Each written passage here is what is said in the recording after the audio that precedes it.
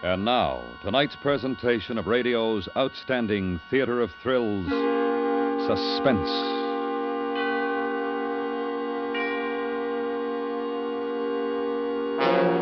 Tonight, the story of a fishing cruise and bait that was a life insurance policy. We call it Over the Bounding Main. So now, starring Mr. Tony Barrett, here is tonight's suspense play, Over the Bounding Main.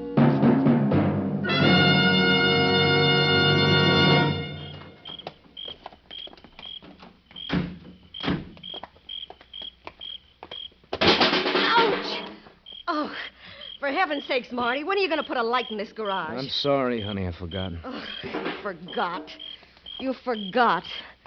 Too bad you can't forget to wake up some morning. Now, look, just because you had a couple too many drinks at the Warrens, you don't have to get nasty. I had too many. Are you kidding? I watched you. Don't think I didn't. Oh, come on. Let's go in, huh? I've got to be downtown early. For what?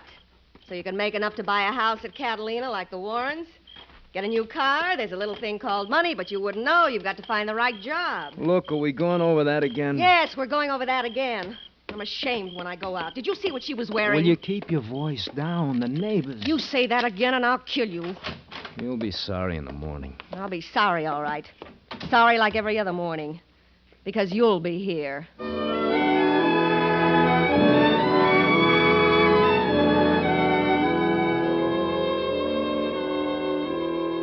I guess a lot of it was my fault. I wanted the right kind of a job. It was hard to find. Ever since Claire had got rid of Lou Barris, her ex, we've been living pretty close, and Claire just wasn't used to it. The Warrens made it worse. They were well-heeled, and I was supposed to keep up with the Warrens. I knew I could never do it. Maybe Claire knew, too. Claire had got the invitation for us to go with the Warrens to Catalina. So now we were driving down 22nd Street and San Pedro to the landing. It was nearly 3 in the morning and very dark. There was a light fog drifting in the harbor.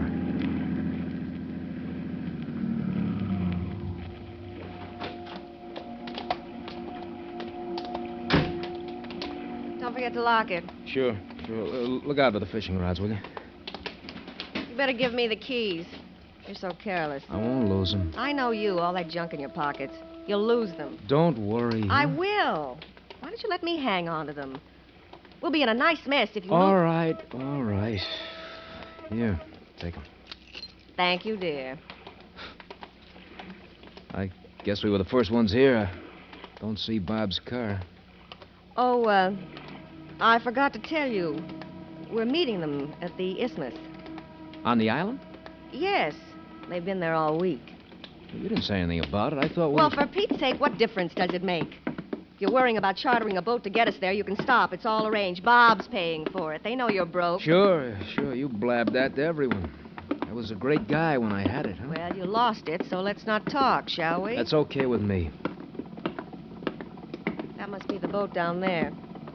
The Pelican, that the name? I think so. Yes, that's it. Watch your step, huh? Why the devil you wear shoes like that on a fishing trip? Because they're all I have. Hello? Anyone aboard? 1 minute, senor. Senor Evans? Yeah, that's right. Come aboard, sir. If I may help the lady. Thanks. Oh, you can sure tell this is a fishing boat. You, captain on this stuff? Oh, no, sir. I'm Ignacio, deckhand. I help run the engine. Thought you looked a little young. Where is he? He went ashore for a minute, senor. Well, I'm ready anytime he is. Here, Sonny, take my stuff below. Si, senora, right away. Smart-looking kid, huh? Oh, gosh. I'm sleepy. Now you wake up when we get going. Oh, boy. Boy, smell that air. You know, honey, I think we're going to have fun. Well, there must be a bunk somewhere. I'm going below. Oh, come on. Stay with me. I'm sleepy. Okay, but you'll be sorry. I'm going to start trolling as soon as we clear the harbor. Wake me up when we get there.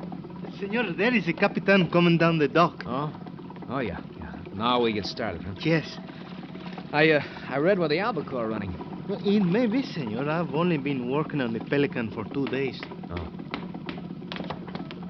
All set? Yes, Capitan Moran. Let's go then. I'm Mr. Evans. The wife is below taking a nap. Hi. Cast off!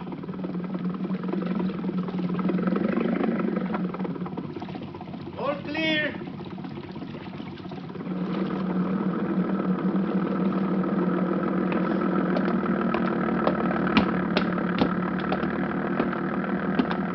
You, think this fog will lift? Might. Any idea how far offshore we might hit Albacore? There's no telling. How long do you figure for us to reach Catalina? Depends on the fog. Oh. Well, I guess I'll go and get my outfit rigged up. Yeah. Why don't you do that?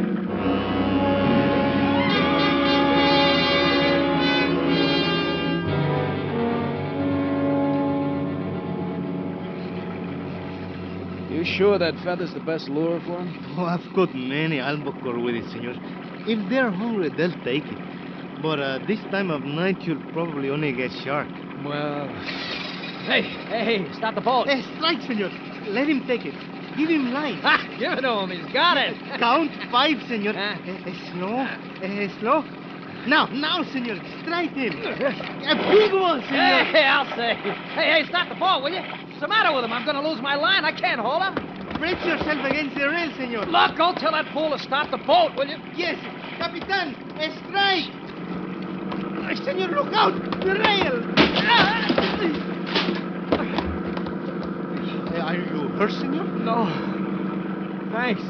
If you had to push me, I'd have gone over. I cannot understand the rail breaking. What the devil was Moran trying to do?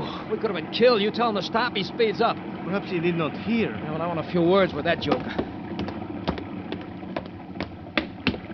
Hey, you. You and I almost went under the drink. The rail at the stern broke. Well, that's too bad. I'll have to get it fixed. Yeah. What the devil were you trying to do? The kid yelled for you to stop. Sorry. I thought he wanted me to put about. Thought you'd lost your tackle. I darn near lost my skin. Ignacio hadn't been so quick on his feet. Sorry.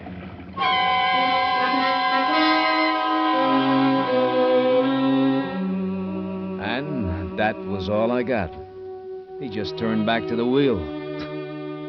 And then something stuck in my memory.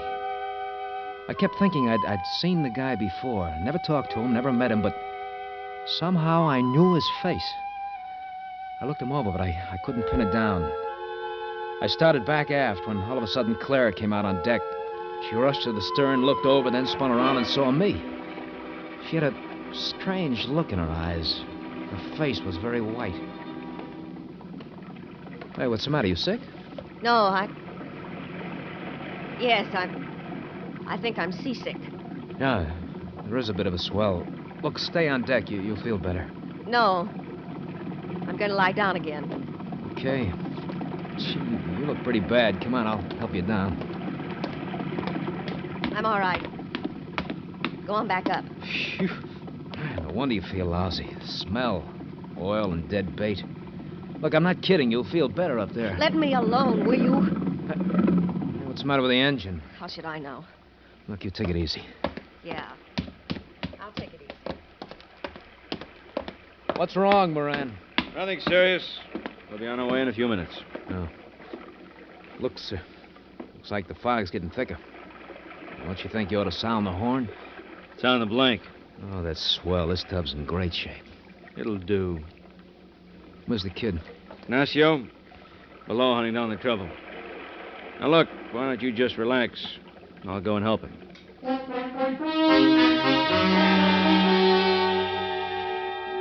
It was a fine way to relax.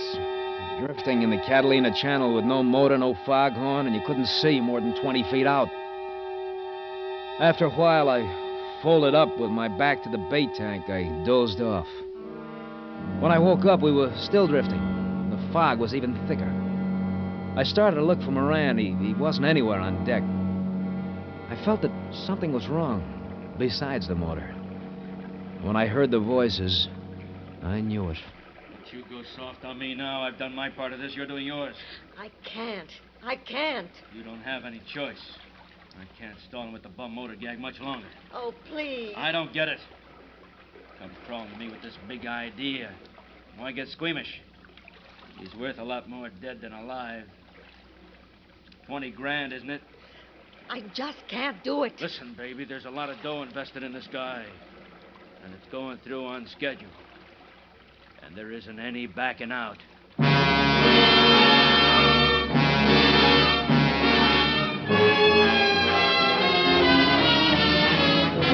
You are listening to Over the Bounding Main, tonight's presentation in radio's outstanding theater of thrills, Suspense.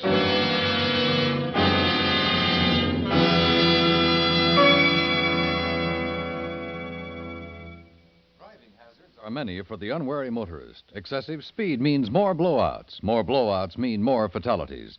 And since more cars are on the roads than ever, there are more fatalities than ever, too. Drive to survive. And now we bring back to our Hollywood soundstage Mr. Tony Barrett, starring in tonight's production of Over the Bounding Main, a tale well calculated to keep you in suspense. I don't think I was scared. Not at first, that is. You can only take in so much, and then something in your mind shuts it off.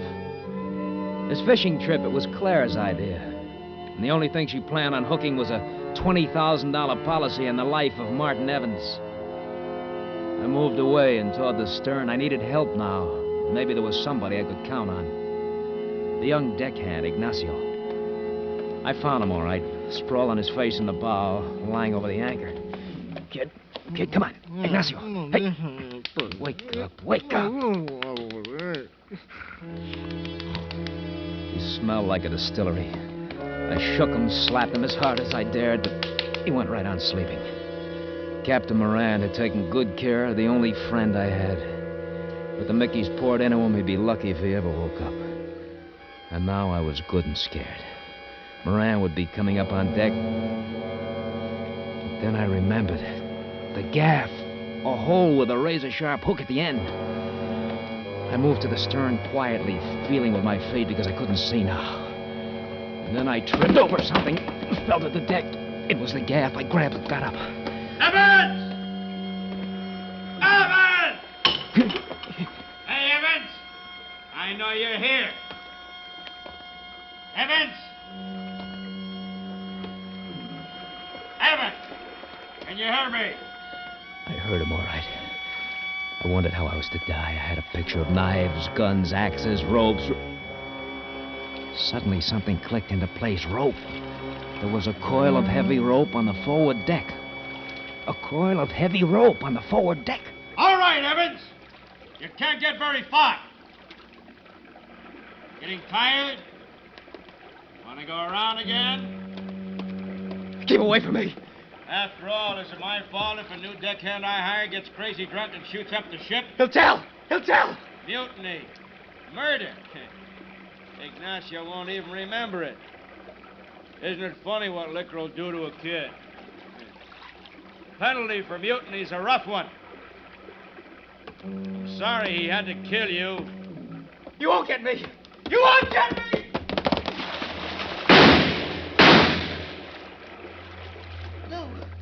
Lou, is he? He decided to swim for it.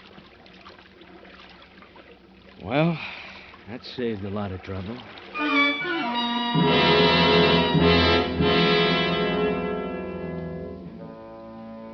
I lay quietly on the deck. If Moran should notice the missing coil of rope, it wouldn't take him long to figure out exactly what made that splash in the water. He couldn't see any better than I could. But as soon as it got light, there I'd be. Right out in the open without a prayer. The only thing I gained was a few hours at the most, so I huddled against the rail and I hung onto that fishing gaff, waiting.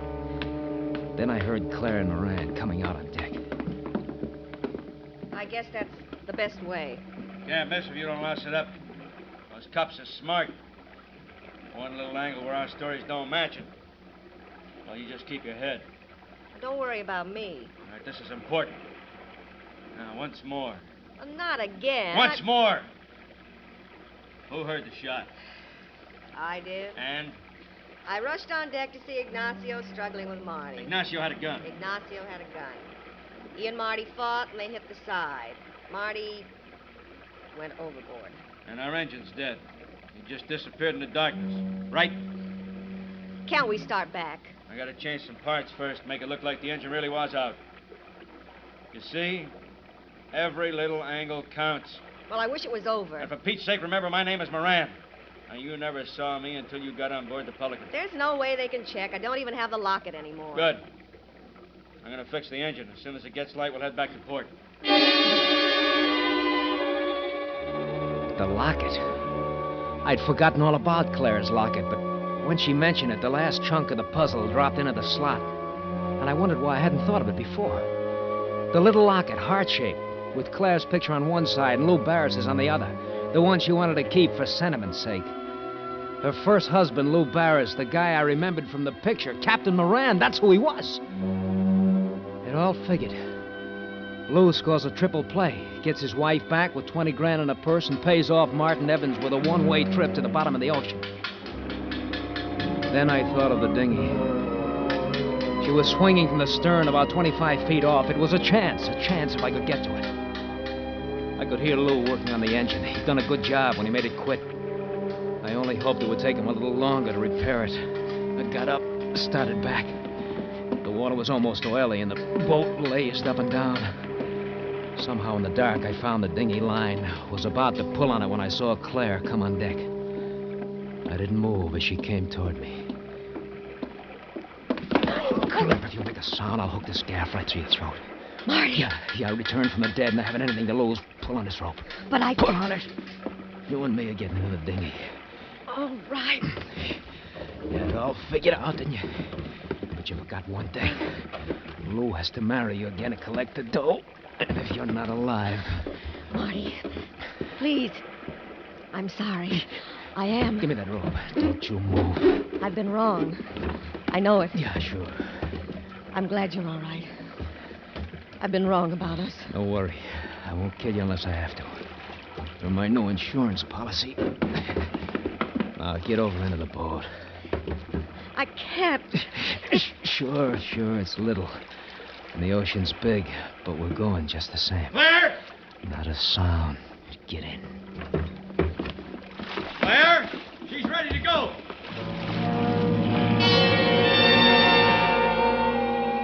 Smooth and neat. As long as I had a gaff at Claire's neck, Lou couldn't do a thing. His one bullet would cost him Claire $20,000, maybe his life. We drifted off a bit. I reached for the oars, but there weren't any. There weren't any oars. When I looked up, I saw Moran standing in the stern of the Pelican. Evans! I can see you! There aren't any oars, are there? That's right. If you try to shoot me and Claire's are gonna too. I got the gaff. Claire! I'm gonna put him out. Don't worry. Why don't you answer him, honey? Don't you understand? I'm sorry. I don't want you to die. I want to be with you. I was wrong. You bet you were wrong. We're gonna find out. We're gonna paddle with our hands. If we can lose him in the fog, we'll be all right. Just remember this. If he finds me, it's too bad for you. Now paddle. Get over on the side. Look out, she's tipping. Look out! You lost it. The gaff. Yeah, I lost it. It doesn't matter. Now maybe you'll believe me. I want to help you get away from him. Believe you?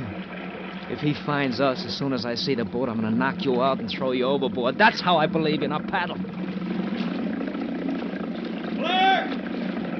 Claire! Evans, don't be a fool! Just drift out to sea! Once the water jumps up, you haven't got a chance! Stop paddling. Be quiet. Listen to me. Please. I love you. I'm on your side. I won't let him hurt you. Shut up. Evans!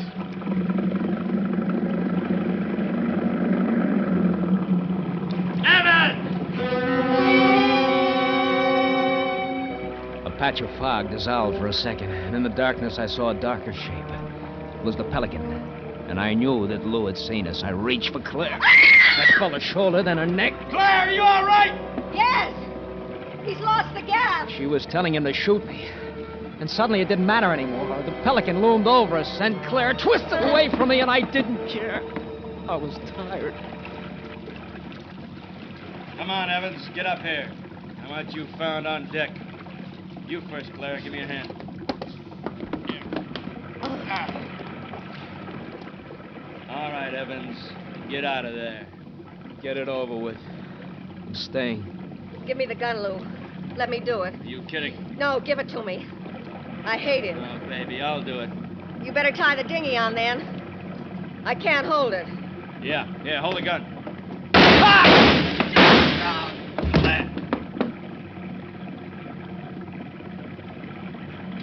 Give me the rope, Marty. I don't want you to drift away now.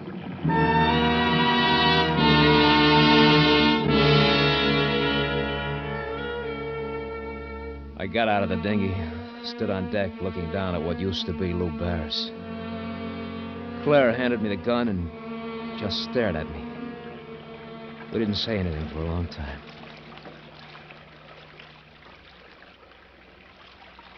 Fog's lifting. Yes. It's getting lighter. Guess the sun will be breaking through soon.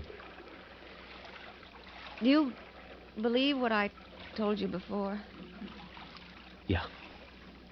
Yeah, I believe you now. I'll try to make it up to you. Sure. Well, you better get going. We going back to San Pedro? Yeah. Guess I can figure out how this thing runs. Marty, what about me? Well, I gotta tell the police. Oh. Maybe it won't be too tough. I don't know. It's all right. It's better. Marty? Yeah. Do you still care? I mean... I was gonna kill you back there, and I didn't. You figure it out.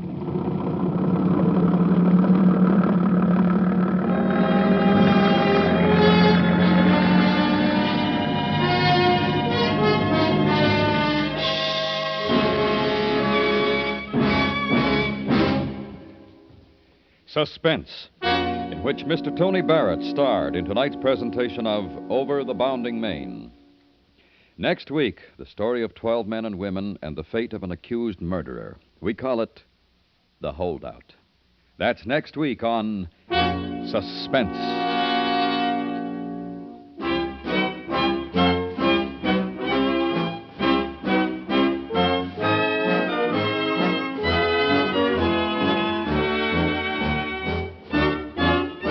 Suspense is produced and directed by Anthony Ellis. Tonight's script was written by Jimmy Barnett and Gloria Elmoy. The music was composed by René Garrigan and conducted by Lutz Luskin. Featured in the cast were Charlotte Lawrence, Dawn Diamond, and Jack Crucian.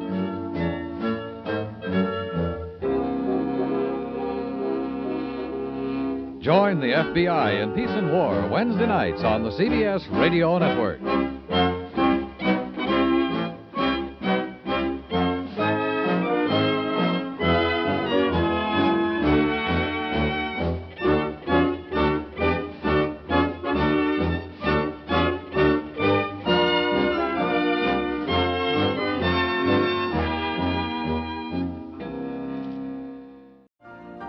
You've been listening to the OTR Gold Network. Find more classic radio at otrgold.com.